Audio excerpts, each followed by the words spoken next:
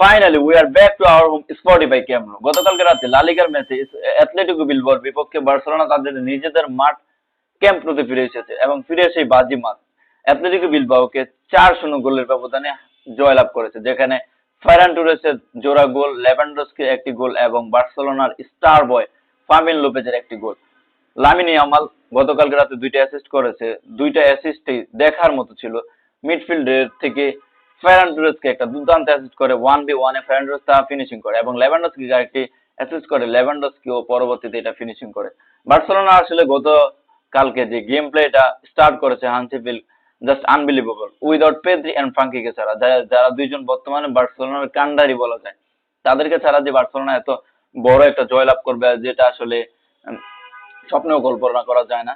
তারপরও বার্সেলোনা গতকালকে রাতে দুর্দান্ত খেলেছে স্টার্টিং 11-এ, কিন্তু পূর্বের ভুলগুলো লক্ষ্য করা যায় না। গতকালকে কিন্তু বার্সেলোনা গেম প্লেতে চেঞ্জ এনেছে, পূর্বের যে ভুলগুলো হানসি ফ্লিক সেগুলো সমাধান করে নতুন একটা গেম প্লে করেছে, যেটা আসলে বার্সেলোনা ফ্যানদের মন কেড়ে নিয়েছে।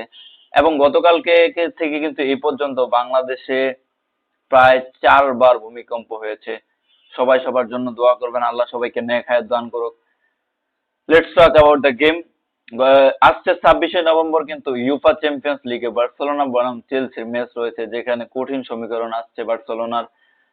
কোল পালমার বর্তমানে ইনজুরিতে রয়েছে, তারপরেও কিন্তু চেলসি কড়া ফর্মে রয়েছে। গতকালকে রাতে প্রিমিয়ার লিগে 1-1 গোলে সমতায় ছিল, যেখানে 88 মিনিটে যায় এনজো ফার্নান্ডেসের দুর্দান্ত গোলে চেলসি জয় লাভ করে।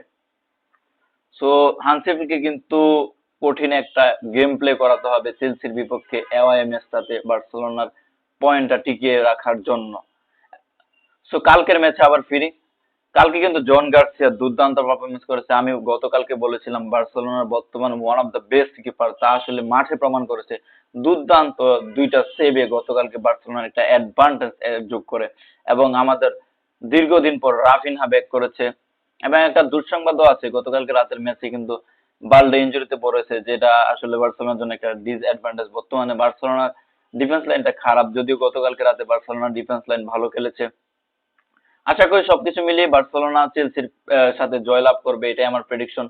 আপনার কি মনে হয়, বার্সেলোনা চেলসির সাথে জয়লাভ করবে নাকি হারবে? জানিয়ে দিবেন আপনার মতামত কমেন্ট সেকশনে। Thanks for watching my video.